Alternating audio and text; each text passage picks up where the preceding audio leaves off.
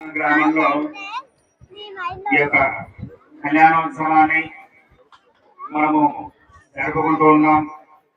ముందుగా మనందరం కూడా ఎంతో వైభవంగా ఈ యొక్క కళ్యాణోత్సవాన్ని ఇక్కడ మనం ప్రతి సంవత్సరం కూడా జరుపుకోవడానికి ఈ యొక్క అవకాశాన్ని ఆ యొక్క భగవంతుడు వెంకటేశుడు ఎవరి ద్వారానో ఒకరి ద్వారా ఈ యొక్క కార్యక్రమాలను కూడా చేయించుకుంటూ ఉంటాడు.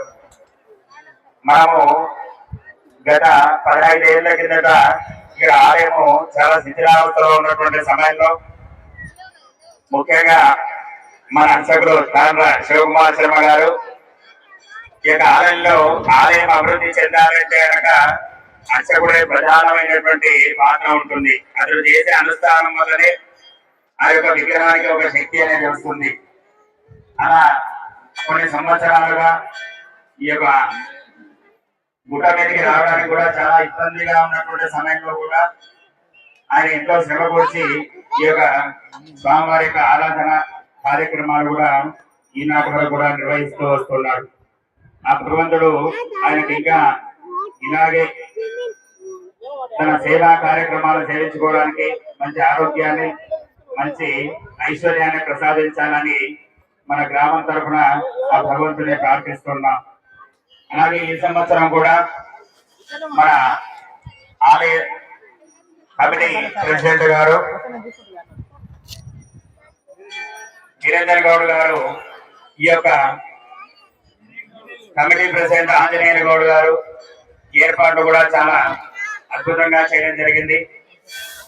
ఈ యొక్క ఆలయం పైకి రావడానికి దారిని అలాగే భక్తులు కూడా ఎలాంటి ఇబ్బంది లేకుండా వసతులను ఎంతో శ్రమ కూర్చి అందరినీ కూడా గ్రామంలో ఉన్నటువంటి యువకులు అందరి సహకారంతో మనందరం ఇక్కడ స్వామివారిని కళ్యాణోత్సవాన్ని ఇంత వైభవంగా జరుపుకుంటున్నామంటే ఇందులో ప్రతి ఒక్కరి కృషి కూడా ఉంటుంది.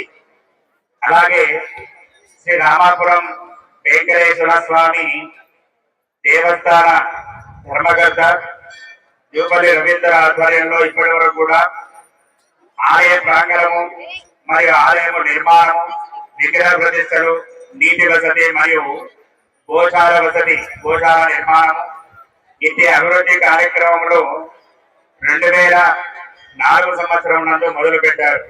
అంతకు పూర్వము పురాతన ఆలయం ఉండగా అట్టి ఆలయం గ్రామస్తులు పునరుద్ధరణ చేయాలని తెలిసి రామాపుర గ్రామం ద్వారా ఫౌండేషన్ మొదలు పెట్టడం జరిగింది. అట్టి సందర్భంలో జూపల్లి రవీంద్ర గారిని రామాపుర గ్రామాల ఆలయ కమిటీ వారు జూపల్లి రవీంద్ర గారిని అతి నిర్మాణములకు సహకరించవలసిందిగా కోరడం జరిగింది. అప్పుడు జూపల్లి రవీంద్ర గారు 2004 సంవత్సరం నందు నిర్మాణములకు ఆలయ అభివృద్ధికి శ్రీకారం చుట్టడం జరిగింది.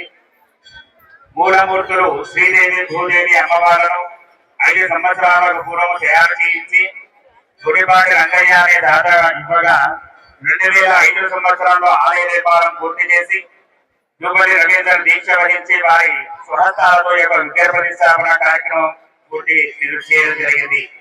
అతి ప్రతిష్టకు పూజ గురువులైనటువంటి మరియు అర్చకులు తాండ్ర శివకుమార్ శర్మ గారి ఆధ్వర్యంలో శాస్త్రోక్తంగా ఈ యొక్క ప్రతిష్టా కార్యక్రమాలన్నింటినీ కూడా పూర్తి చేయడం జరిగింది.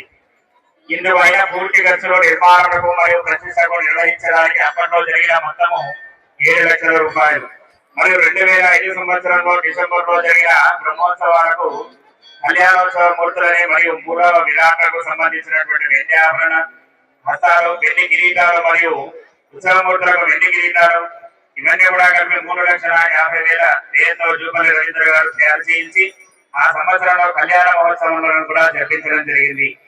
2006 డిసెంబర్న జరుగు బ్రహ్మోత్సవాలకు తన సొంత ఖర్చులతో జరిపించడం జరిగింది. 2007 సంవత్సరం నుంచి రామాపుర గ్రామ కమిటీని బ్రహ్మోత్సవ కార్యక్రమంలో అన్నదాన కార్యక్రమాన్ని మరియు అందుకు తగిన ఏర్పాట్లు గ్రామస్తులకు బాధ్యత వహించవలసిందిగా కోరడం జరిగింది. జూపల్లి రవీంద్ర గారు కోరిన ప్రకారం కళ్యాణ మహోత్సవము సొంత ఖర్చులతో ఈనాటి వరకు కూడా ఆయన జరిపిస్తూ రావడం జరిగింది. ఈ ప్రకారంగా ప్రతి సంవత్సరం కూడా గ్రామస్తులు మరియు ఆలయ ధర్మకర్త మరియు జూపల్లి రవీంద్ర గారు కలిసి గ్రామస్తులు గ్రామ యువకులు అందరినీ కూడా కలిసి ఈ యొక్క కార్యక్రమాలను జరిపించడం జరుగుతూ వస్తున్నది. ఇది కార్యక్రమం 2020 సంవత్సరంలో రవీంద్ర గారి సొంత ఖర్చులతో 3,50,000 రూపాయలు వెచ్చించి కొండపైన నీటి వసతి కల్పించడం జరిగినది. 2018 సంవత్సరంలో గోశాల నిర్మాణం 6 లక్షల రూపాయల వ్యయంతో పూర్తి చేయడం జరిగింది. 2018 సంవత్సరంలో ఆలయ ప్రాంగణ వైశాల్యం పెంచడమై, ఎందుకంటే భక్తుల సంఖ్య పెరుగుతూ వస్తున్నది కాబట్టి ఆలయాన్ని పెంచాలనే సదుద్దేశంతో ఆలయాన్ని అభివృద్ధి చేయటకై ఫ్లోరింగ్ అంటే గ్రానైట్, రిటైనింగ్ వాల్స్, గణపతి ఆలయము మరియు గరుడ ఆలయము ఇంటి నిర్మాణము ఈ యొక్క 10 లక్షల రూపాయల వ్యయంతో వారు పూర్తి చేయడం జరిగింది. 2022 సంవత్సరంలో అంటే ప్రస్తుతము 2022 సంవత్సరంలో మనకు ఒకసారి స్వామివారి విగ్రహాలను కూడా దొంగిలించడం జరిగింది.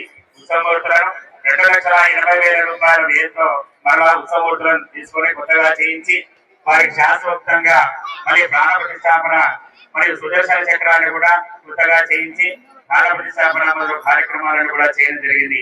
2022 సంవత్సరంలో ప్రస్తుతం ఆలయ పూర్తి నిర్మాణం గావించడమై 22,50,000 రూపాయలు ఖర్చు చేయడానికి నిర్ణయించుకొని ఇప్పటి వరకు కూడా 15 లక్షల రూపాయలు వెచ్చించి గుడి సారాహారము, దశావతారములు శాస్త్రోక్తంగా కావలసిన మూర్తి విగ్రహాలను చేయించుతున్నారు. ఇది మొత్తము చేయటకు గ్రామస్తులు మరియు కమిటీ ప్రోత్సాహము మరియు వారి సహాయ సహకారాలతో చేయడం జరిగింది.